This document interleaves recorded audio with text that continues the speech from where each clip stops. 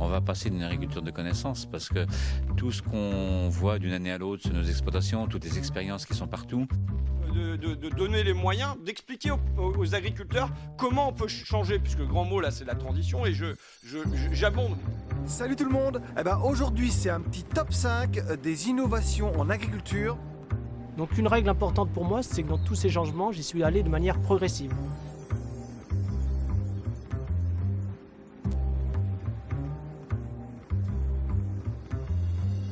Bonjour à tous. Alors aujourd'hui, je suis particulièrement heureuse d'échanger avec mon invité. En effet, quand l'idée a germé d'un podcast sur l'innovation agricole et alimentaire, j'ai tout de suite imaginé un épisode avec Charles, fondateur de Poiscaille. Sauf que Charles a eu un confinement assez mouvementé et ça a été assez difficile de prendre rendez-vous ensemble, mais on a réussi. Le secteur de la pêche, vous allez le voir, est assez complexe et surtout, il fait face à des enjeux immenses. Comment préserver le stock de poissons tout en pérennisant cette activité ancestrale, la pêche ? On dit qu'au moment où l'homme a commencé à pêcher, il n'avait qu'à mettre la main dans l'eau pour attraper un poisson. C'est évidemment plus le cas aujourd'hui et les écosystèmes marins sont largement menacés. Poiscaille tente d'inventer, avec tous les acteurs de la filière, une nouvelle manière de consommer le poisson. Et cerise sur le gâteau, Charles est un passionné comme on en rencontre rarement. J'ai posé seulement 2 ou 3 questions et je l'ai écouté pendant 1 heure, alors je vous souhaite à vous également une très bonne écoute.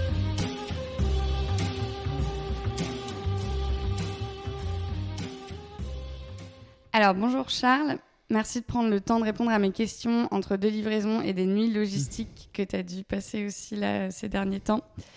Futur Agri aborde les questions d'innovation dans le milieu agricole. Si le circuit court, c'est plus si nouveau que ça pour les agriculteurs et pour les maraîchers, par exemple, etc. Le secteur de la pêche n'avait pas été secoué depuis un certain temps, j'ai l'impression. Poiscaille avait donc toute sa place dans ce podcast. Le sujet est passionnant et tu en parles vraiment bien. Pour commencer et faire connaissance, est-ce que tu peux te présenter rapidement et nous dire en 2 mots ce qu'est Poiscaille, même si on y reviendra plus tard. Ok. Moi, je suis Charles Guiriec, donc j'ai 36 ans. Donc je suis le fondateur de Poiscaille. Avant ça, je suis bordelais et fan de pêche à la ligne aussi. Et donc Poiscaille, c'est la version marine du panier de légumes. Donc on se dit frais, durable, éthique. On connecte pêcheurs et consommateurs. On est l'intermédiaire dans le circuit. On est un circuit court, mais nous, on achète aux pêcheurs, on vend aux consommateurs. Ça a été créé en 2014. Et aujourd'hui, 4500 abonnés qui reçoivent 8000 casiers de la mer chaque mois. Et de combien, du coup, de pêcheurs ? Ça fait 80 pêcheurs qui travaillent avec nous à peu près. Ça marche. On va en parler tout à l'heure. Il y a vraiment effectivement ce côté éthique et technique de pêche qui est hyper important chez Poiscaille. Du coup, peut-être pour qu'on essaye de comprendre un petit peu les sujets que vous abordez aujourd'hui, pour pêcher un poisson, un pêcheur, il a quoi comme possibilité et comme différentes techniques pour le faire ? Alors, un truc qu'il faut déjà prendre en compte, c'est que la pêche par rapport à l'agriculture, c'est un tout petit secteur. Okay. Donc en France, il y a à peu près 5000 bateaux de pêche. Je crois qu'il y a 500 000 exploitations agricoles. Donc voilà, l'écart, il est énorme. Et il y a 20 000 marins sur les bateaux, quoi, de tout secteur confondu. Ok, donc effectivement, c'est tout petit, voilà, tout petit milieu. C'est un petit secteur, il est vachement présent, on en parle beaucoup, mais au final, même économiquement, je crois que c'est les pêcheurs, ils vendent pour 1 milliard d'euros de poissons par an. Je sais plus, j'entendais dire, c'est l'équivalent du secteur de la tomate. Enfin, tu vois, c'est un bout de l'agriculture à peine, quoi, après. Donc c'est un secteur beaucoup plus petit. Alors le pêcheur, il a plein de techniques, mais il y a 2 grandes familles. Tu peux pêcher soit avec un engin que tu traînes, donc on appelle ça les arts traînants. Donc ça, c'est les chaluts et les dragues. Et tu peux pêcher avec des arts dits dormants, donc c'est des engins que tu poses et que tu relèves plus tard. Donc ça, c'est par exemple une ligne avec des hameçons, un filet, un casier. On appelle ça aussi technique douce pour les arts dormants et technique active pour les arts traînants. Ça, c'est vraiment les 2 grandes familles d'engins. Donc, c'est-à-dire que dans les chaluts et les dragues, tu vas avoir plein d'engins différents, plutôt près de la surface, plutôt près du fond. En fonction de ce que tu veux pêcher. En fonction de ce que tu veux pêcher. En gros, tu vois, si tu pars de la surface au fond, en surface, tu vas tirer un chalut, tu vas plutôt attraper des sardines, des maquereaux, des thons. Tu vas descendre un peu plus près du fond à certains moments de la journée et plutôt de la nuit, tu vas attraper des Saint-Pierre, des dorades, des bars. Tu vas descendre complètement au fond, tu vas attraper des sols, des lottes et des turbos. Et si tu veux aller en dessous du niveau, c'est-à-dire attraper des coquillages qui sont souvent dans le sable, tu vas prendre une drague qui va être...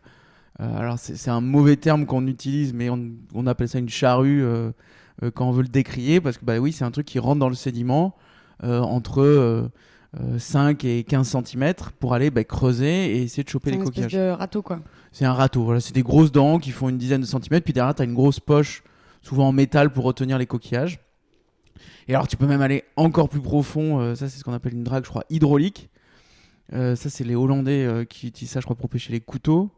C'est-à-dire que tu balances un jet d'eau dans le sable, ça dilue le sédiment, on va dire, et derrière tu as une espèce de cage, mais qu'elle va rentrer de quasiment 50 cm dans le fond pour récupérer les coquillages. Mais en fait, aller pêcher un couteau, c'est vrai qu'il y a peu d'autres solutions, sauf aller le pêcher en plongée. Et après, donc, quand tu regardes les arbres dormants, donc c'est des trucs que tu poses et que tu récupères. Donc voilà, tu peux poser des lignes, des filets. Donc les lignes, ça va surtout attraper des poissons.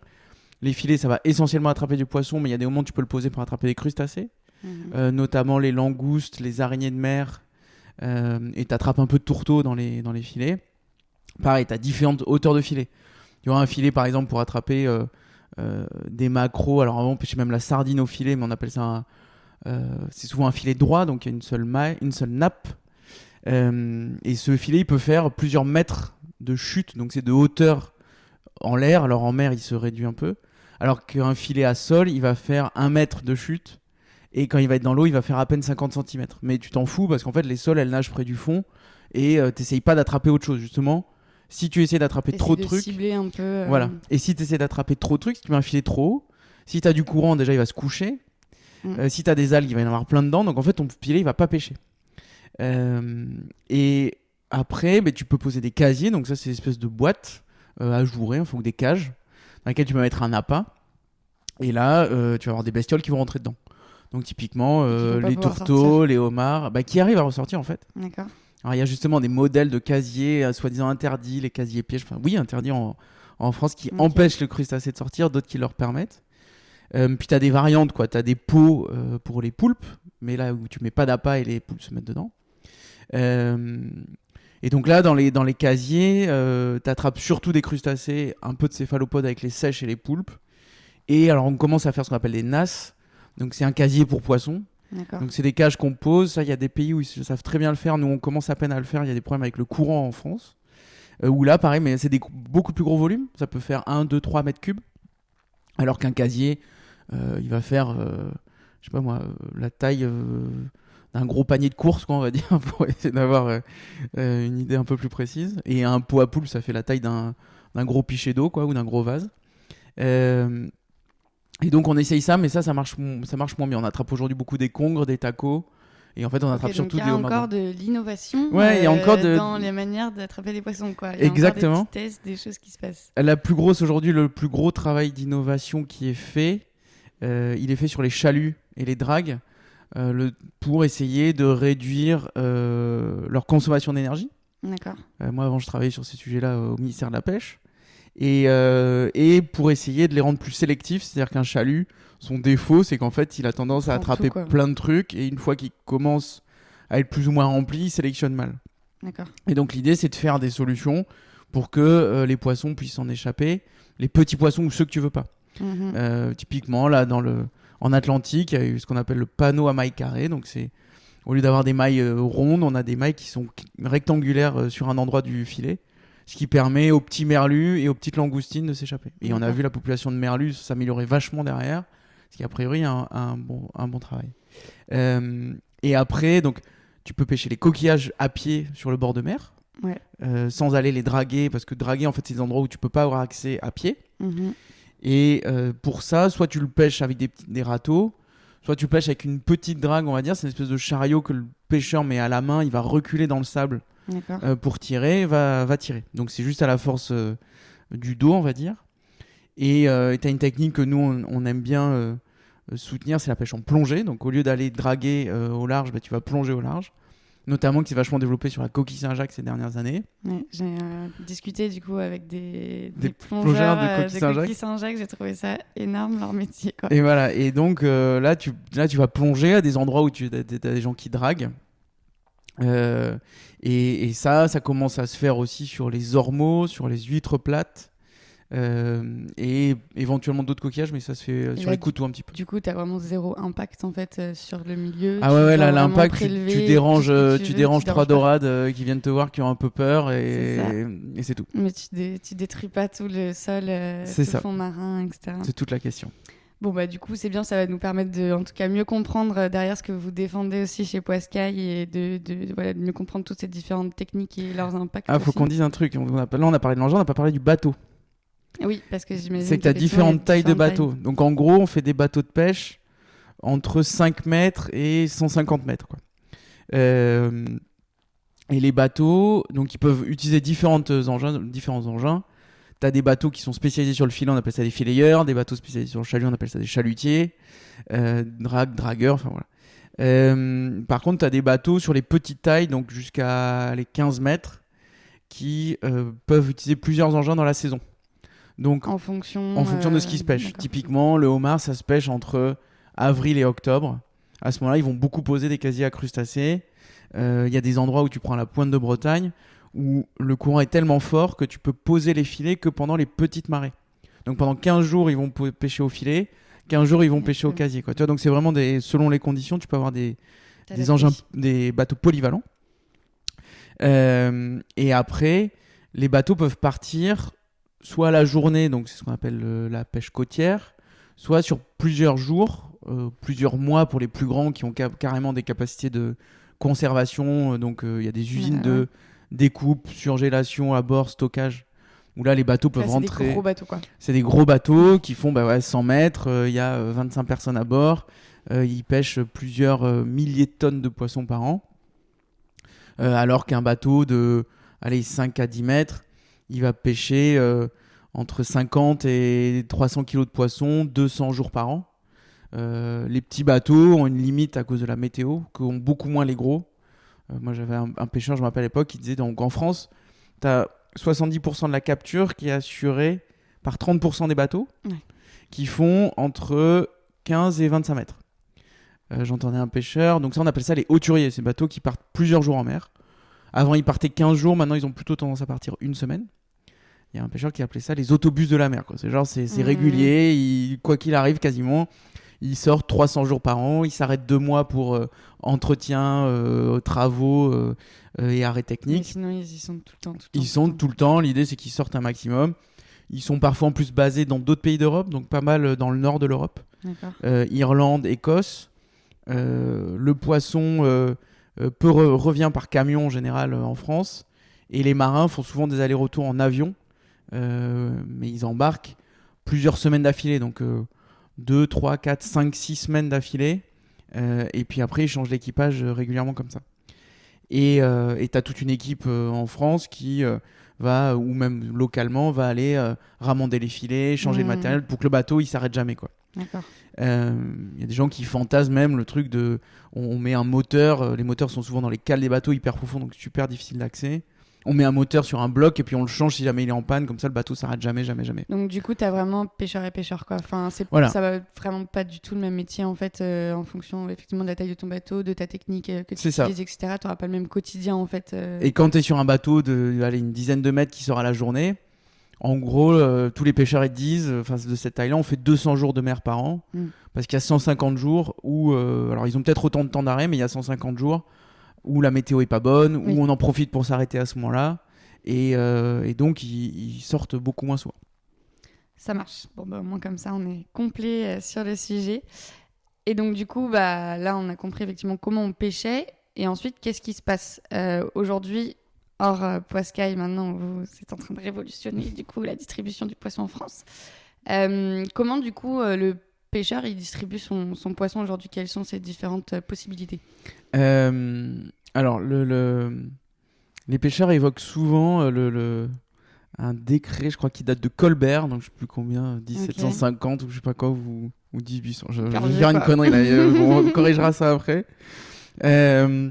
qui dit que le pêcheur est libre de vendre sa pêche tant que il voit le clocher de l'église ou un truc comme ça, quoi. D'accord. Donc en gros, il peut vendre sa pêche librement dans ce cadre-là. Alors ça a été encadré maintenant. C'est comme ça qu'on peut acheter des poissons sur le Au cul port, du bateau, voilà. C'est ok. ça. Où tu peux débarquer, dire vous n'avez pas un truc à vendre et ils le vendent, quoi. Donc il peut faire ça. Il peut faire ça. Aujourd'hui, la majeure partie du poisson, il est vendu ce qu'on appelle la criée. Donc on mélange souvent la criée et la à la marée. Alors en fait, la à la marée, c'est l'endroit où se fait la vente du poisson et on vend aux enchères ce qu'on appelle à la criée. D'accord. La à la marée, elle est souvent située sur le port. Le pêcheur, il débarque, il a toute une infrastructure qui lui permet de débarquer. Donc quand c'est marée basse, il y a une grue qui lui permet de remonter son poisson de 10 mètres parce que le bateau il est trop bas, ça l'évite de monter. S'il a besoin de glace, il peut mettre. S'il a besoin de stocker dans une chambre froide, il peut. Donc t'as tout l'aspect logistique Voilà. du port où, Qui permet aux pêcheurs de faciliter son boulot, quoi. Il y en a, ils n'ont pas de criée dans leur secteur. Tu verrais les trucs, c'est des tannés, quoi. C'est l'enfer. Ouais. Si t'as une grosse pêche, tu sais pas où la mettre, t'as pas forcément le camion qui est assez grand. Enfin, bon. Ouais. Donc la criée facilite ce truc-là. T'as du gasoil si tu veux mettre dans ton bateau pour repartir en mer. Si tu veux acheter un filet, t'as la coopérative qui a un petit comptoir, etc. Et donc, maintenant, à une époque, c'était de la main à la main, quoi. C'est-à-dire que les pêcheurs et les vendeurs se retrouvaient un peu sous la marée. Ils disaient alors, vas-y, allez, 50 balles, tiens, vas-y, je te prends tes barres, vas-y, 1000 balles, je te prends tes trucs. Enfin, tu vois, des trucs comme ça, c'était... Et puis, c'est des petits, des gros, on sait pas trop, quoi. Ouais. Aujourd'hui, le boulot de la criée, à la marée, pardon, c'est d'assurer la sincérité, la transparence des transactions.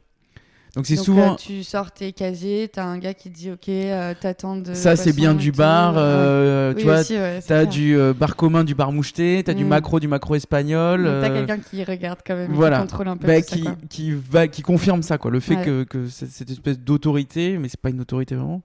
C'est souvent un service public, donc tenu financé par les chambres de commerce et d'industrie. Okay. Et donc qui permet de dire ok, quand un pêcheur dit qu'il vend je sais pas moi, tiens, du homard bleu taille 500 grammes, 1 kilo, qui est vivant, l'acheteur qui achète ça, il sait qu'il achète vraiment du homard bleu, qui fait vraiment entre 500 grammes et 1 kilo, qu'il est vraiment vivant. Oui, ça paraît assez logique qu'il y ait un peu de contrôle. Et s'ils disent on l'a payé à tel prix, le pêcheur est garanti d'être payé. Et c'est à la marée qui va s'occuper de récupérer l'argent auprès de l'acheteur. Donc le pêcheur est payé rapidement.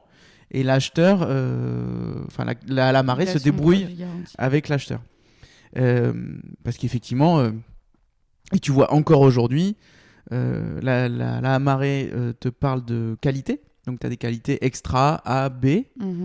D'une à la marée à l'autre, ces critères-là ne sont pas les mêmes. C'est-à-dire que du extra à Arcachon sera du A à Brest. Enfin, je dis n'importe quoi. J'espère que la criée de Brest ne nous en voudra pas, mais ça n'a rien à voir. Mais c'est un exemple complètement. En tout cas, il y a des critères différents et tu n'achètes pas le même produit. C'est pas encore parfait, mais ça s'est nettement amélioré par rapport à un moment où on mélangeait des espèces. Il y avait des trucs d'une région à l'autre, on les appelait pas pareil. Enfin, tu vois, tu prends des noms de poissons, ils ont selon les ports des trucs différents. Et après, donc la majeure partie des ventes, elle se fait aux enchères. Donc là, c'est ce qu'on appelle la criée. Donc avant, c'était des mecs qui gueulaient, on comprenait rien. Mais là, c'est maintenant un truc électronique. Donc le poisson, il déroule en général sur un tapis pour être présenté à la vente. Donc il y a de plus en plus de ventes à distance. Donc tu es derrière un écran et tu appuies pour enchérir. Et c'est un type d'enchère assez particulier parce que c'est souvent des enchères descendantes. Donc on part d'un prix, on descend. D'accord. Et le premier acheteur qui appuie a le poisson. Maintenant, tu as des systèmes un peu hybrides où ça descend. Quand il y a un premier qui appuie, ça s'arrête. Tu comptes 1, 2, 3. Et s'il y en a un autre qui appuie, ça peut remonter. Et c'est le premier qui lâche qui laisse à l'autre. Voilà. C'est pas un truc à la hausse, c'est à la baisse. Okay. Et en général, maintenant, les systèmes sont faits pour que ils prennent l'historique des ventes précédentes et dire ok, si un truc s'est vendu 10 €, on va pas le démarrer à 20 parce qu'on va pas. Que ce soit à peu près cohérent. C'est ça. Et tous les jours, en gros, en général, du lundi au vendredi et parfois le samedi, passent plusieurs tonnes de poissons à l'heure, quoi. C'est vraiment parfois Ok. des débits qui sont assez hallucinants. La criée est efficace pour ça parce qu'elle permet de vraiment faire écouler du poisson. Quand tu vois, ça va vraiment vite, quoi. Tu vois, Et t'es là, clac, clac, clac, j'en clac. ai visité une lors de mes études à la criée de Boulogne-sur-Mer. Mm. Et effectivement, je m'attendais pas du tout à quelque chose d'aussi technologique aussi. En plus, elle venait d'être toute refaite. Et du coup, ouais, t'as des boutons et des lumières partout. C'est ça. Et effectivement, ça va hyper vite. Enfin, tu Il comprends faut rien. essayer de voir, t'as le nom faut- du bateau, tu repères tout et tout. Au Ouais. début, Et c'est. puis, ils se connaissent quoi. Donc, C'est ça. du coup, ils parlent. Enfin, tu sens qu'il y a des informations en fait qui passent entre eux où toi, t'es complètement largué, quoi. Et donc ça, c'est la criée. Et le pêcheur peut aussi vendre en gré à gré, c'est-à-dire que toi, t'es acheteur à la criée, moi, je suis pêcheur. Je vais dire, ok, j'ai vendu à Marion, je sais pas, 50 kilos de maquereau à 10 euros. Ok, c'est bon, on passe Donc, pas ce tu passes poisson pas à par la vente. criée, ok. Tu passes pas par la criée, mais tu vends sous la marée. Parce que la marée t'assure la déclaration de tes captures, l'enregistrement, toutes les Et tu infos. dois avoir des espèces de contrats long terme aussi où des gens Pas qui du tout. prennent tout, non? Alors oui, oui, tu peux avoir des contrats long terme. Quand tu as un pêcheur qui va bosser oui, avec des gros tel bateaux. acheteur et Les gros bateaux ils peuvent passent le pas par faire. la criée, quoi. Et ça se fait beaucoup sur tous les poissons qu'on appelle bleus. Donc c'est les poissons qui vivent plutôt dans le haut de la colonne d'eau, enfin, près de la Mhm. surface, donc les sardines, les maquereaux, les thons, Ok. qui sont beaucoup vendus historiquement aux conserveries. Oui. Ou qui sont débarqués en tellement grand volume. C'est-à-dire que tu vois, un bateau qui pêche la sardine, il peut attraper 10 tonnes dans une journée. Mm. Et quand tu as 10 tonnes qui sont attrapées, il n'y a pas forcément parfois assez d'acheteurs pour que tout le monde achète sa Ouais, tonne, achète quoi. ton Tu vois, poisson. enfin, il y a toute taille d'acheteurs à la criée. Il y a surtout donc ce qu'on appelle des marailleurs, qui sont des gens qui achètent à la criée et qui sont des sortes de grossistes, mais qui eux vont vendre à d'autres grossistes ou vont vendre à d'autres plateformes. Et donc voilà, sur ces trucs-là, il y a pas mal de contrats un peu long terme. Tu vois, genre la conserverie, elle va prendre 1 euro le kilo de sardines entre telle date, et là, Ok. on est capable d'en prendre tant de tonnes par semaine. Et après, le pêcheur, il peut vendre en direct lui-même, donc soit au cul du bateau, soit à une cabane, comme on voit pas mal dans le sud-ouest, ou un étal qui est mis sur le port. Et voilà. Ça marche. Et donc, du coup, tout ça aussi pose parfois problème avec des problématiques qu'on connaît bien aujourd'hui maintenant et on ne va pas y revenir ici parce que je pense qu'on en a assez parlé de surpêche, de destruction aussi des milieux marins, puis de pollution aussi. Ça, c'est clair que c'est un énorme problème. Et je trouve ce qui est intéressant chez Poiscaille, c'est justement qu'au lieu de juste militer, entre guillemets, l'idée, c'est aussi de faire plaisir avec le poisson et découvrir des nouvelles espèces. Et aujourd'hui, tu as des espèces qui sont en surpêche, d'autres non, d'autres où je t'ai entendu l'autre jour sur effectivement le thon, où on a l'impression, enfin moi c'est mort, j'achète plus jamais de thon de ma vie, alors qu'en fait là c'est bon, Ouais. maintenant c'est hyper ok. Et du coup, voilà, aujourd'hui, vous faites découvrir des espèces qu'on n'est pas forcément effectivement sur le marché. Pour toi, c'est vraiment ça la clé un peu de la pêche de demain, c'est aussi faire manger et faire découvrir et cuisiner d'autres espèces de poissons qu'on n'a pas l'habitude de manger. Clairement. Et alors la clé d'avant, c'est le prix en fait. Ouais. C'est qu'en fait, un des défauts de la criée, enfin un des trucs dont se plaignent les pêcheurs sur la criée, c'est qu'ils sont pas contents du prix qu'ils payent. D'accord. Euh, Pour eux, il n'y a pas de juste rémunération quand tu passes par la criée. Il y a tout en fait. C'est-à-dire Ouais. qu'il y a des jours, le prix à la criée il est super variable. C'est-à-dire qu'il Ouais. y a des moments, tu vois, tu prends, bon, le bar c'est un peu emblématique, mais bon, prenons-le. Mhm. En ce moment là, où les touristes arrivent, donc les poissonniers achètent plus à la criée qu'en hiver, où ils ont moins de ventes localement. Mais alors là, il y a les touristes, ils font n'importe quoi. Donc ils payent le bar 20 euros. D'accord. Au mois de janvier prochain, quand il y aura des grosses pêches partout en France, toi, même si localement il n'y en a pas beaucoup, le bar il vaudra 5 euros. Ok. Donc tu vois, en fait, pour un pêcheur, c'est assez complexe. Déjà, T'as pas il sait trop pas quand est-ce qu'il va d'assurance, quoi. pêcher. Il sait pas exactement ce qu'il va pêcher. Quelle sera la nature et la taille de son poisson. Enfin, est-ce que ce Beaucoup sera des gros, des d'incertitudes. petits, des machins. Et il sait Ouais. pas quel prix il va le vendre. Donc en fait, la stratégie qu'ont trouvé ceux qui peuvent se permettre de le faire, c'est de pêcher du volume historiquement. Tu vois, c'est dire, Ouais. on fait du volume. Et puis en fait, au T'es pire, assuré d'avoir un tu payes les minimum. charges. Si ça se passe bien, tu te payes une bagnole de luxe en rentrant, quoi. Tu vois, vraiment, il y a eu des cas historiques comme ça, quoi. Et il y avait par le passé, je crois que ça existe même encore dans pas mal de ports, ce qu'on appelle le pavillon bleu. C'est le pavillon, enfin la récompense du bateau qui a pêché le plus gros tonnage dans l'année. Est-ce qu'il est rentable ? Est-ce qu'il va pas faire faillite ? Est-ce qu'il est pas en train d'hypothéquer la moitié de sa baraque et celle de ses enfants ? On n'en sait rien, mais il a pêché le plus gros tonnage et on le récompense pour ça. Donc il y avait cette culture comme ça et souvent c'était lié. Tu faisais du tonnage, tu faisais du chiffre d'affaires et tu faisais des sous. Et donc ça a induit deux choses. C'est alors je sais pas un ou deux, mais on tire sur les ressources fortes et aujourd'hui ça devient compliqué pour les pêcheurs d'avoir une rentabilité dans certains cas. Et on tire sur les organismes aussi. C'est-à-dire que pour faire ces tonnages énormes, en gros, tu vois des bateaux, même ceux qui partent à la côte, ils commencent à 2h du matin, ils terminent à 18h le lendemain, comme ça pendant plusieurs mois, quoi. Donc tu croises des marins, ils te disent j'ai 40 ans, t'as l'impression qu'ils en ont 60, quoi. Et donc, je t'ai entendu dire que c'était un des métiers les plus dangereux du monde. J'étais assez C'est un des métiers les plus dangereux du monde. Ouais. C'est le métier le plus dangereux du monde, plus dangereux que le bâtiment. Mais moi, je vois plus ce truc de usant, quoi, tu vois, où les mecs sont dans ces rythmes-là. Et tu vois cet effet de néo-pêcheurs, on va dire, qui ont plus envie de dire, moi, j'y passe 8 heures par jour, c'est déjà pas mal. J'ai pas envie d'y passer 16 heures par jour en mer dans des conditions difficiles. Parce que c'est vrai qu'une marée, ça peut... ressembler à un mec de 60 ans à 40. À 40, c'est ça. Et donc, c'est vraiment des trucs assez difficiles. Donc... pour moi, la clé là-dedans, c'est de dire, ok, il faut que les pêcheurs ils touchent plus d'argent par kilo de poisson. Donc, et comme ça, ils auront moins cette pression du volume tout le temps. C'est ça. C'est ce qu'on constate avec Poiscaille. Moi, j'y croyais pas mal parce que j'avais vu un pêcheur vendre en direct quand j'étais observateur des pêches. Donc, au début de ma carrière, je comptais les poissons sur les bateaux. D'accord. J'en avais vu un qui faisait de la vente directe et il allait beaucoup mieux que les autres. Il pouvait, quand il y avait un peu trop de tempête, il disait, je me barre au ski. Mon fils est fan de ski, je suis sur le bassin Arcachon, on fait 3 heures, on fait l'aller-retour dans la route, puis ça faisait pas peur de faire 6 heures de route dans une journée par rapport à une journée de mer, c'est rien.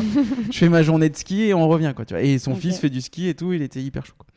Et lui il pouvait se le permettre pendant que les autres continuaient à aller en mer, malgré le fait qu'il y ait du mauvais temps. Il dit il faut que je fasse, il doit faire plus de volume de poissons pour atteindre le même chiffre d'affaires. Et donc ils prennent plus de risques aussi. Et donc ça fait plus de pénibilité, plus de risques, etc. Et donc, et pour augmenter le prix, la rémunération globale des pêcheurs, soit tu prends les espèces qu'on connaît tous, mais il faut savoir qu'en France, on mange en priorité du saumon, du cabillaud, des crevettes, qui sont tous les trois pêchés en Norvège et sous les tropiques. Ouais. Donc saumon élevé en Norvège ou au Chili, cabillaud pêché dans le nord de la Norvège, et crevettes, donc ce qu'on appelle les gambas, là. C'est tout l'arc tropical, quoi. Donc l'Asie, l'Amérique du Sud et Madagascar, enfin et un peu d'Afrique. Paper top. Voilà, donc ça vient de loin. Donc en gros, après ça, je crois que c'est les moules, les huîtres ou un truc comme ça. Donc les poissons, ils arrivent en volume de consommation assez tard. Mais par contre, ce que tu vois à la criée, c'est que tu as du poisson qui est payé plus de 15 €, donc les sols, les bars, les turbos, les Saint-Pierre. Et tu as beaucoup de poissons qui est payé moins de 2 €. Donc les vieilles, les tacos, les chinchards, tu vois, en gros, quand tu es pêcheur, soit tu fais du volume de ces poissons à 2 €, puis tu charges. Quand tu tombes sur ces poissons luxueux, alors tu vas pas les vendre aussi cher parce que tu vas les abîmer avec tes volumes. T'es pas en capacité, t'as en général un gros chalut ou un gros filet, donc t'as tendance à les abîmer un peu plus, tu les stockes dans des caisses plus volumineuses, donc tu les écrases plus. Donc tu les vendras pas à 20 €, mais tu les vendras peut-être 8, 6, 10, mais par rapport à tes 2 € de base sur lesquels tu calcules ta rentabilité, c'est le kiff, quoi. Tu vois, t'as des mecs comme ça, ils disent c'est scandaleux, ils attrapent du bar, ils le vendent 5 €. Sauf que d'habitude, ils attrapent de la sardine. Donc tout d'un coup, ils sont capables de faire le même tonnage, mais le vendre 5 fois plus cher. Donc tu te rends compte, le chiffre d'affaires sur ces marées-là, c'est ma boule. Et donc au final, l'idée, c'est de te dire, on va peut-être pas aller chercher sur ces poissons chers, parce que même si on les paye plus cher aux pêcheurs, en fait, on ne fait pas une énorme différence par rapport à la criée. Par contre, tous ces poissons pas chers, là, tu vois, à moins de 2 €, nous, on a dit, OK, notre minimum, c'est 4 €, quoi. Pour des poissons, dans les moins de 2 €, tu as des poissons qui se vendent 15 centimes, 50 centimes, 75 centimes, tu vois, des prix ridicules en bas. Et certains qui sont hyper bons à certaines conditions. C'est-à-dire que ces poissons-là, moi je suis convaincu qu'il y a une différence il y a une linéarité entre la résistance à la chaîne logistique et le prix du poisson. Oui, c'est C'est-à-dire- peut-être quelque chose qu'on a un peu pas trop pris en compte jusqu'à présent, alors qu'en fait, c'est hyper important du C'est ça. résultat dans l'assiette. C'est-à-dire que tu prends une sole, ça c'est l'exemple type, tu la pêches sur un bateau qui part 15 jours en mer, tu la pêches le premier jour de mer, tu la mets dans un bac sous 50 kg de sole et plein de glace, donc tu la ressors 14 jours plus tard, Mhm. elle arrive sur l'étal 17 jours après la pêche. Bon, elle est pas hyper sexy, Ouais, les potes. mais en fait, elle passe quoi. Tu la manges. Toi qui es consommateur urbain, t'as pas forcément une référence énorme de la sole. T'es un peu loin de la mer et tu dis bon, elle est un peu forte, mais bon, c'est bon quand même, c'est de la sole et tout. Mhm. Et donc un poissonnier qui la vendra 30 € le kilo, il arrivera à la vendre. Tu fais subir la même chose à une vieille, à un mulet, un taco. Je pense que Tu sens déjà un le peu plus poissonnier la urbain, il différence, achète même pas en disant mais c'est quoi, c'est de la bouillie, Ouais. parce que le poisson il est éclaté. C'est beaucoup il plus sent pas fragile, bon, du coup. c'est beaucoup plus fragile et le consommateur va dire un, je connais pas, deux, il a une sale gueule et quand je le bouffe il est dégueulasse. Ouais. Alors qu'à l'inverse, tout le challenge est là, et de dire faisons en sorte que quand le poisson il arrive à bord du bateau, il soit en bon état. Mhm. Donc ça c'est les techniques douces qui le permettent en priorité et quasiment uniquement de mon point de vue. Tu as des chaluts qui peuvent faire des traits courts, donc un trait de chalut c'est tirer le chalut. Mhm. Souvent on fait des traits de chalut de 3 heures, ça abîme trop le poisson. T'en as qui arrivent à faire des traits de 10-15 minutes sur certains endroits, ils sortent du poisson hyper beau, mais c'est une minorité de Ouais. bateaux. Donc, tu as la technique de pêche. La technique de pêche qui te permet d'arriver sur le pont avec un poisson en bon état. Le fait que tu sois sorti qu'une journée en mer fait que tu vas le ramener directement dans la chaîne logistique et donc tu vas pas le laisser soit plusieurs jours dans le filet, soit plusieurs jours dans ta cale où il va s'abîmer. Bien le payer au pêcheur pour qu'il le traite bien à bord. C'est-à-dire que tu vois, tu peux le voir sur les bateaux. En gros, le pêcheur qui attrape du bar, il va bien les choyer, machin. Mhm. Il attrape des tacos des vieilles, il les jette Il comme s'en ça, fout, tu vois, ouais, genre ouais. il les entasse dans un bac parce qu'il sait que ça va se vendre que dalle, quoi. Ouais. Donc il s'en fout. En plus, comme tu le payes plus cher, tu peux dire est-ce que tu pourrais pas me vider les poissons en même temps? Et il dit bah oui, à ce prix-là, souvent je suis ok pour le faire dans pas mal de cas. Et derrière, faire une chaîne courte, c'est-à-dire ne pas attendre plusieurs jours que le poisson reste sur un étal où il s'abîme et le remettre direct au consommateur. C'est pour ça qu'on est arrivé à ce système d'inscription comme un panier de légumes, parce que ça nous permet de garantir le débouché avant que le poisson soit pêché. Enfin, vous reprenez exactement les mêmes problématiques aussi qu'on a dans l'agriculture. C'est ça. La différence, c'est que la map, ou le panier légumes permet de garantir un débouché de trucs que tu plantes 6 mois avant. Ouais. Et c'est toi qui choisis. voilà. Là, effectivement, Là, t'es on est dans un espèce de truc. hasard, La saison, dans elle la est presque pêche. tous les jours, quoi, la pêche. Et Mm. qu'est-ce qu'il y a aujourd'hui? Où est-ce que ça pêche? Et donc, ah merde, là, en fait, ça pêche plutôt à Saint-Jean-de-Luz, là, ça pêche plutôt à Brest, là, ça pêche plutôt à Toulon. Et pour moi, c'est ça la clé. Et en fait, ça te permet de dire au pêcheur, ok, je te paye tes macros un prix de parisien, tu vois, genre je les paye 8 € vidés toute l'année, alors qu'il y a des moments ça vaut 1 €, tu vois, pendant le confinement c'était 1 €, nous on payait 8.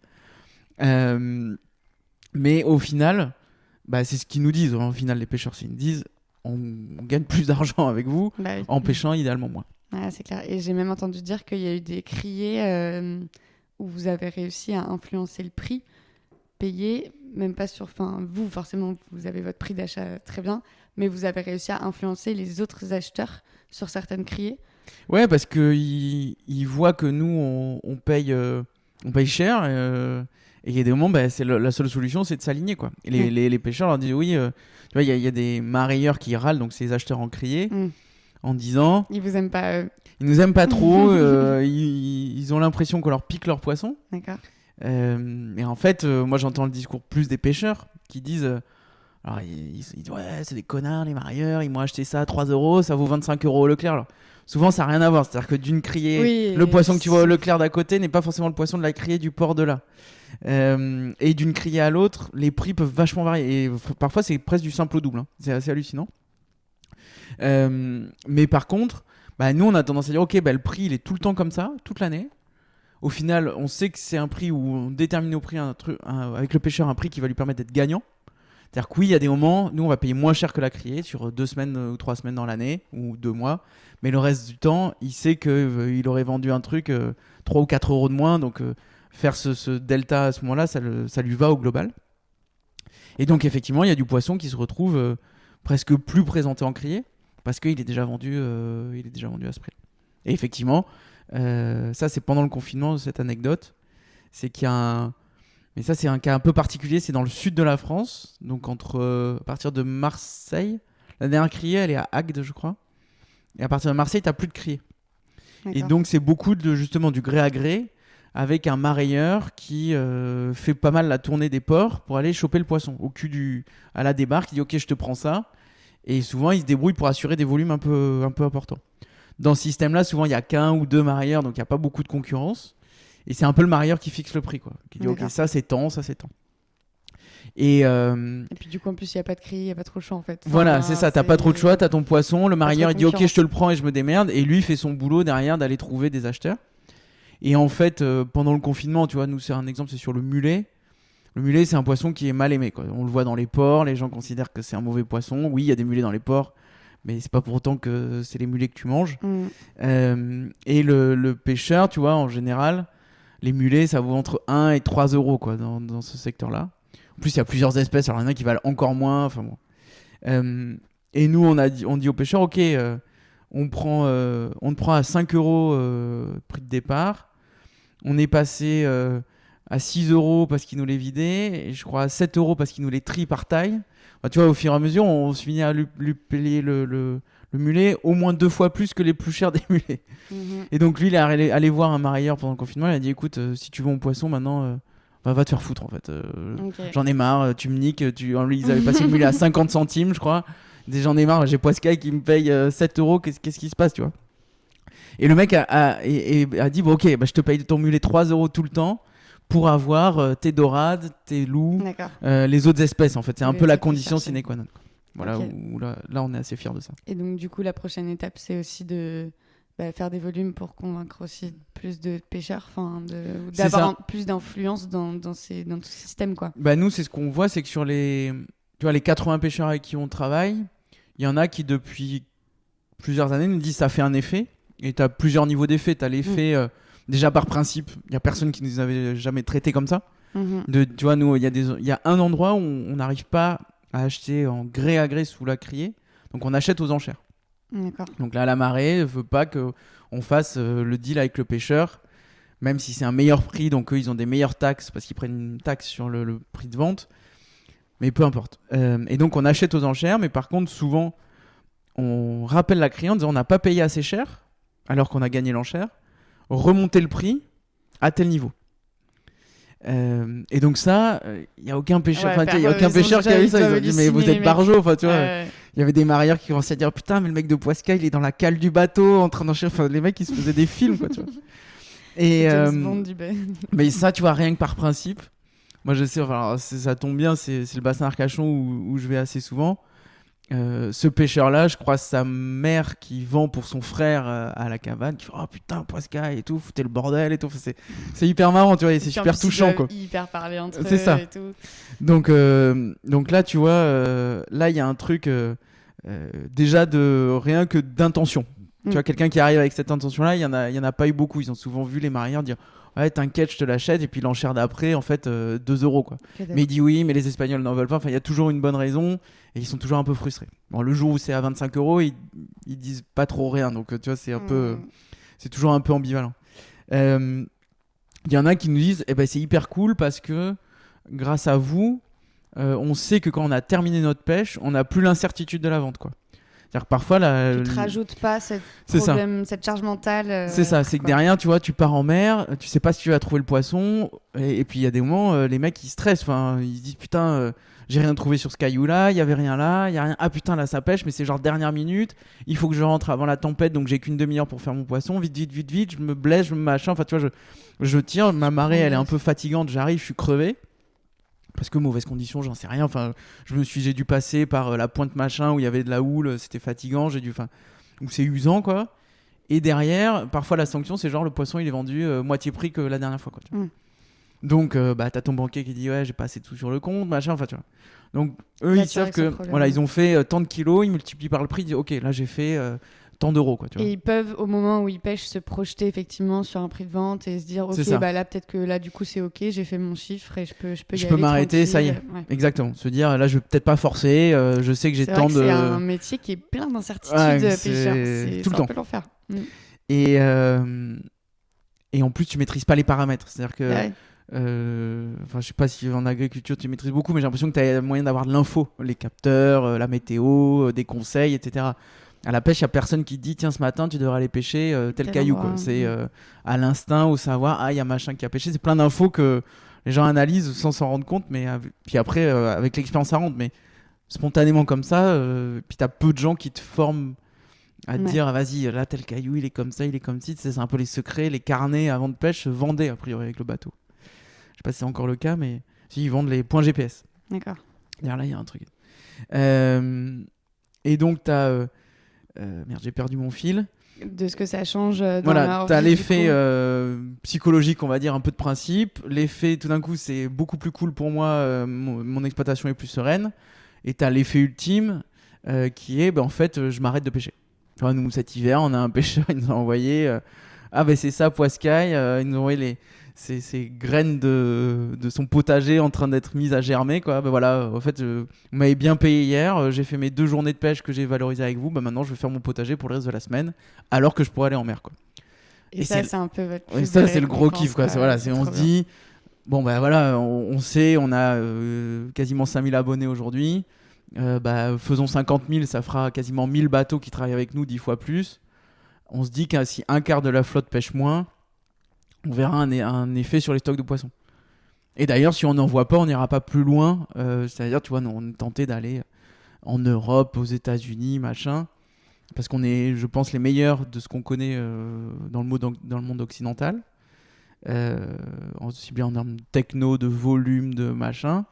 Mais pour moi, ça sert à rien d'y aller si en fait on voit pas que ça change les choses, quoi. Si juste c'est clair. ça donne un peu plus de sous à des pêcheurs, c'est pas mal. Mais si ça Là, améliore c'est pas les encore stocks de plus- poissons, moi j'ai pas envie de me lancer dans cette aventure Ouais, aussi c'est folle. clair. Et du coup, pour finir un peu sur la partie vraiment poiscaille et de votre activité là, du coup, j'ai entendu qu'il y avait pas mal de marketplace ou d'entreprises avec des produits de qualité qui vendaient des produits de qualité qui ont un peu explosé pendant le confinement. Et du coup, je voulais faire un petit peu un point actu avec toi. Qu'est-ce qui s'est passé ? Est-ce que vous avez aussi explosé et comment vous avez un peu géré ça ? Alors nous, on s'est arrêté 10 jours pendant le confinement. Alors moi, j'étais à la pêche sous les tropiques en train de faire du kayak et manger mon poisson et mon riz cuit au réchaud à bois tous les soirs. Donc c'était un peu compliqué d'avoir les infos, mais Ouais. il nous a dit restez bloqués et vous passerez plus facilement par les États-Unis. Donc l'équipe qui était là avait des incertitudes multiples. C'était côté pêcheur, on savait rien, quoi. C'était genre attends, il y aura une vente. Ah mais non, il y aura pas de vente. Est-ce qu'il y aura les transporteurs ? Ça Parce change que nous, tous il les faut qu'il y ait jours. des transporteurs. Il y a des transporteurs spécifiques qui nous connectent. C'est pas les transporteurs classiques parce que c'est des caisses de poissons, ça coule. Tu peux pas les mélanger avec tout le reste, quoi. Donc on savait pas du tout. Il y a eu un petit peu un flottement au début. Ouais, c'est ça. Qu'est-ce qu'on fait ? Est-ce qu'il y a la vente ? Est-ce qu'il y a pas la vente ? On avait des échos hyper Différents en fonction différents, des quoi. régions aussi. Ouais. Et en plus, on avait un message des pêcheurs qui disait merde, cet hiver a été merdique. C'est-à-dire que depuis le mois de septembre 2019 jusqu'à chouette mars saison. 2020, les conditions météo étaient moyennes. Et donc, pour les pêcheurs côtiers, ça a été l'enfer, quoi. Ok. C'est-à-dire qu'il y avait pas des très mauvaises conditions météo, mais suffisamment mauvaises pour les empêcher de sortir, eux, régulièrement. T'es pile à la limite. Et donc, non, mais les trésors étaient vraiment en train de s'amaigrir fortement, quoi. D'accord. Et donc, le confinement est arrivé au moment où il y a la grosse période de beau temps qui est arrivée Ouais. et où ça a pêché bien, en Il fait. a tu vois. fait hyper beau Voilà. pendant le Il confinement. a fait hyper beau pendant le confinement. Les pêcheurs, ils ont enfin pu sortir régulièrement, retrouver les poissons, retrouver les habitudes. Et souvent, en fait, cette période de transition, elle peut être très bonne parfois. C'est-à-dire que les poissons, au printemps. Du coup, ils n'ont pas été pêchés, eux. Ils étaient Au là, début, petite ils ont tempête, pêché, tranquille. mais ils ont vu le poisson jeté, mal payé, enfin, tu vois, en disant, ça sert à rien d'y aller.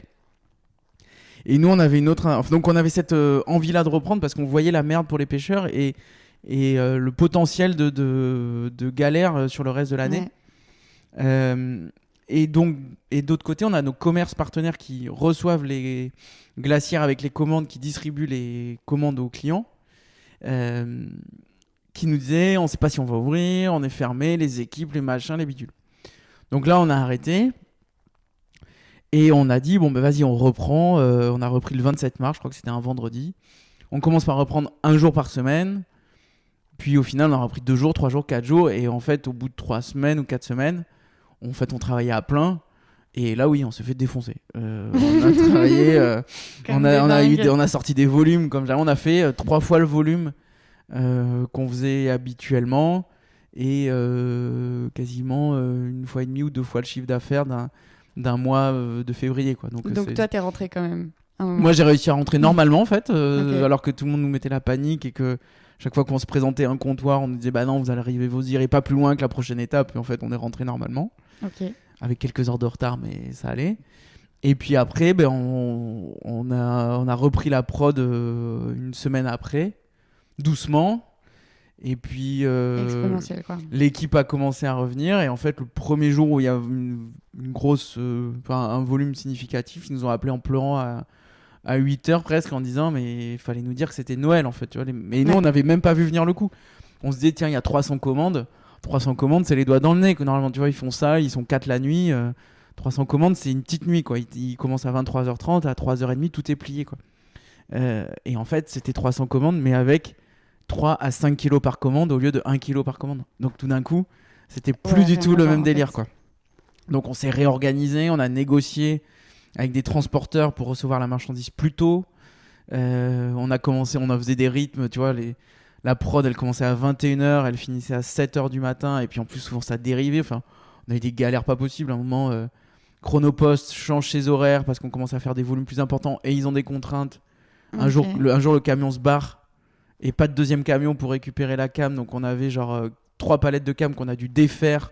On savait plus ce qu'on en faisait. Wow. Donc, tu vois, des trucs, on a des jours où les équipes ont terminé à 18h d'emballer les commandes alors que normalement, elles terminent à 14h. Enfin, tu vois, des trucs. Ça a été tout le monde a bien donné de sa personne. Ça a été un gros bordel, ouais. Mais c'était hyper satisfaisant d'avoir les pêcheurs derrière qui disaient putain, mais en fait tout le monde nous laisse tomber et vous assurez comme jamais, quoi, tu vois. Ouais. Donc alors il y en a pas mal qui ont développé le circuit court pendant la vente directe pendant le confinement et tous ces pêcheurs qui ont réussi à faire ça aujourd'hui ils sont plutôt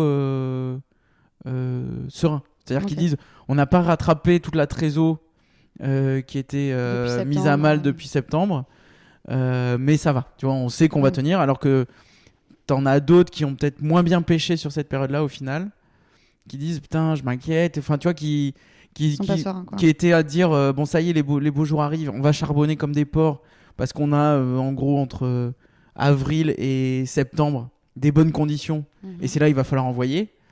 Et en fait, pas de poisson. Donc eux sont plus inquiets. D'accord. Merci du coup pour ce petit point. On va parler aussi maintenant un peu plus de toi aussi dans tout ça. Du coup, tu nous as dit que tu travaillais avant effectivement plutôt côté fonctionnaire pour compter les poissons sur les bateaux. Et ensuite, tu as décidé de monter Poiscaille. Aujourd'hui, on te connaît aussi parce que tu es un fin gourmet et un cuistot. En tout cas, tu arrives à bien sublimer le poisson et tu l'as travaillé jusqu'au bout aussi de la chaîne. Et je trouve que c'est hyper intéressant aussi d'apprendre à cuisiner ces poissons-là, parce que je pense que c'est une des clés aussi pour les découvrir.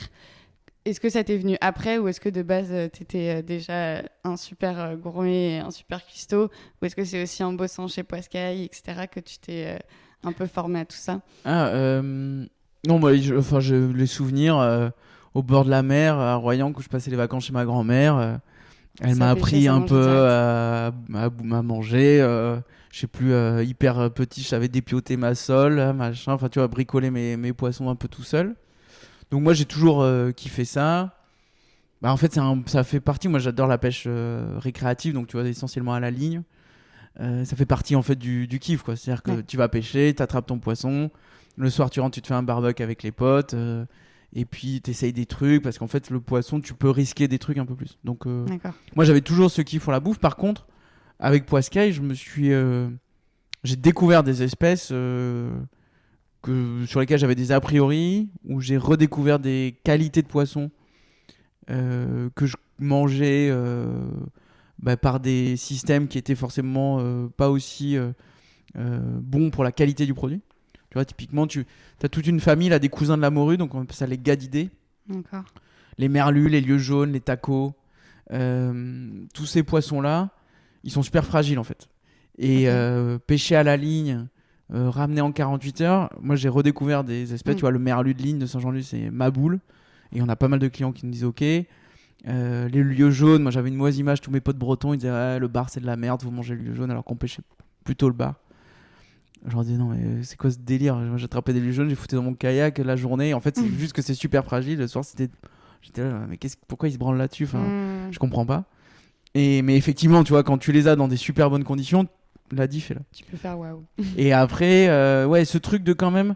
Mais je pense que c'est aussi influencé par l'état d'esprit général, de dire zéro déchet, on recycle tout. Moi, j'avais un petit peu ce truc-là de dire vas-y, on va prendre les arêtes, on va faire des rillettes et tout. Mais là, je le pousse volontairement en disant vas-y, on a cette matière-là. Et en plus, comme on l'a régulièrement, bon, premier jour, tu jettes, puis au bout d'un moment, tu vois, là, on a des arêtes de thon dans la chambre froide. Bah tu vois là je sais qu'il y a un mec ce midi parce qu'on bouffe ensemble le midi qui va aller prendre les têtes, qui va aller récupérer 3 trucs, on va se faire une poêlée de pâte au thon ou je sais pas quoi avec et ça va être hyper bon. Bon bah en tout cas n'hésite pas à continuer, tu nous régales tous les ans au salon de l'agriculture. C'est hyper chouette. Et peut-être pour finir, j'ai vu sur le blog du coup de Poiscaille que vous avez un peu des espèces de revues littéraires. J'ai cherché si j'avais un peu des références en la matière. Moi, je suis originaire de Paimpol et du coup, j'étais obligée de lire quand j'étais petite Pêcheurs d'Islande de Pierre Loti parce que sinon, je faisais pas partie de la famille, clairement. Du coup, le livre est incroyable, mais aussi un peu connu sur le sujet. Je suppose que tu as aussi des petites pépites, peut-être de lecture. De lecture, alors soit effectivement roman, mais aussi. Ou des essais, tu vois, qui t'ont marqué. Je sais pas s'il y a des... j'imagine sur la c'est mer. sûr qu'il y a des gens qui écrivent sur ces sujets-là que vous traitez chez Poiscaille. Ah bah si, mais putain, mais je sais plus comment il s'appelle. C'est une BD muette. Que des images, du coup, il y a pas de bulle. Ouais, qui s'appelle... Je sais plus, est-ce qu'il s'appelle L'amour en mer. C'est une super histoire d'un vieux marin bigoudin qui se perd en mer et sa femme qui le retrouve, qui traverse ses avis. C'est hyper cool. Ok, bah écoute, je vais chercher ouais, et je mettrai les refs. Ça, c'est vraiment plutôt marrant. Là, tu vois, nous, on parle de ce bouquin, mais ça, c'est un bouquin plus de vulgarisation scientifique là, qui s'appelle Pour une révolution dans la mer. Ok. Si on veut creuser un peu ces sujets-là et ces enjeux. Ah ouais, ça, c'est le... Tu vois, il y en a pas mal. Il y en a quelques-uns des bouquins sur genre plus de poissons dans 50 ans, on va tous manger des méduses et tout. Moi, pour en avoir lu quelques-uns, je trouve que c'est... c'est badant. C'est relou. Il y a plein de trucs qui me gratouillent. Là, lui, il arrive à. Donc Tu partages son point. C'est un ancien prof. Enfin, c'est mon ancien prof et notre ancien prof parce qu'on est pas mal d'ingénieurs agro spécialisés en pêche, les Aliotes chez Poiscaille. C'est notre ancien prof. Et effectivement, on dit putain, voilà quoi. Le déroulé, il est limpide quoi. Pour nous, c'est tout ce qu'on a un peu en tête, machin, au moment où on lit ça, c'est hyper clair. Ok, donc Pour une révolution dans la mer, dans la mer. De Didier Gasquel. Ça, c'est la lecture de l'été. Trop bien. Si, mais après, c'est des bouquins beaucoup sur la pêche. Tu as des auteurs américains qui, en gros, vu que là-bas, la pêche récréative, et notamment la pêche à la mouche, c'est une espèce de marché énorme. D'accord. Qui ont fait des bouquins. Là, moi, j'ai lu un mec qui s'appelle Keith McFerty, je crois. Et qui fait des trucs sur genre, tu vois, la Madison, c'est une espèce de haut lieu de pêche à la mouche aux États-Unis, donc il fait des espèces d'enquêtes policières. Okay. En gros, ça te kiffe de lire, si tu kiffes de lire une enquête policière où le mec il dit je pêchais en SWAT 4 avec une mouche, Blue Dun, hameçon de 8 et un baline de 30 centièmes. Voilà, c'est pour toi. Mais je suis pas sûr que tous les gens. Et après, la BD sera peut-être mieux. Et t'as Anita Conti aussi, où c'est tous ces bouquins-là. C'est qui a une histoire de ma boule. Elle travaillait sur les bateaux qui chassaient les mines flottantes pendant la guerre. D'accord. Et en fait, elle s'est retrouvée après à aller développer les pêches en Afrique et dans différentes régions du monde. Et il y a un bouquin, je sais plus, je crois qu'il s'appelle Racleur d'océan, où en fait c'est une des premières déjà femmes à embarquer sur les bateaux et à être au boulot là-dessus et qui constate un peu l'absurdité de l'exploitation des ressources en masse. Ok. Donc tous les bouquins d'Anita Conti, il y a des trucs... moi j'en ai lu un où elle se retrouve en Afrique à pêcher des espèces d'énormes requins, à essayer de comprendre comment ils migrent, comment ils sont là, il y a tout le flip autour de ça. Enfin, Ok. c'est Bon, pas mal écoute, du tout là, comme on a comme déjà de référence. quoi faire. Merci beaucoup. Eh bien, c'est la fin du coup du podcast. On a dépassé largement le temps, mais c'est tellement intéressant que je voulais pas te couper. Merci beaucoup, Charles. Et du coup, il n'y a plus qu'à aller découvrir tes petits paniers Sur de super poiscaille.fr. poissons. Exactement. Merci Marion. Merci. Voilà, j'espère que ce 6e épisode vous a plu. En tout cas, moi, j'ai appris beaucoup de choses en l'enregistrant. Je vous donne également la référence du livre dont on parle à la fin. Il s'agit de Pour une révolution dans la mer de Didier Gascuel. Si vous voulez tout comprendre et poursuivre cette discussion, c'est en effet une mine d'or qui regroupe toutes les informations, visions et solutions pour inventer la pêche de demain avec Poiscaille aussi. Je vous invite vraiment aussi à tester Poiscaille, c'est vraiment une solution idéale pour découvrir de nouvelles choses à cuisiner, tout en soutenant des pêches durables. Vous pouvez aussi retrouver le dimanche de temps en temps Charles au micro de On va déguster sur France Inter lorsque la thématique se fait marine. Pour être informé des prochains épisodes, vous pouvez suivre la ferme digitale sur ses réseaux sociaux. Je crois également savoir que vous pouvez beaucoup nous aider en notant le podcast avec plein d'étoiles. À très bientôt pour de nouvelles rencontres avec les personnes qui font l'innovation dans le secteur agricole.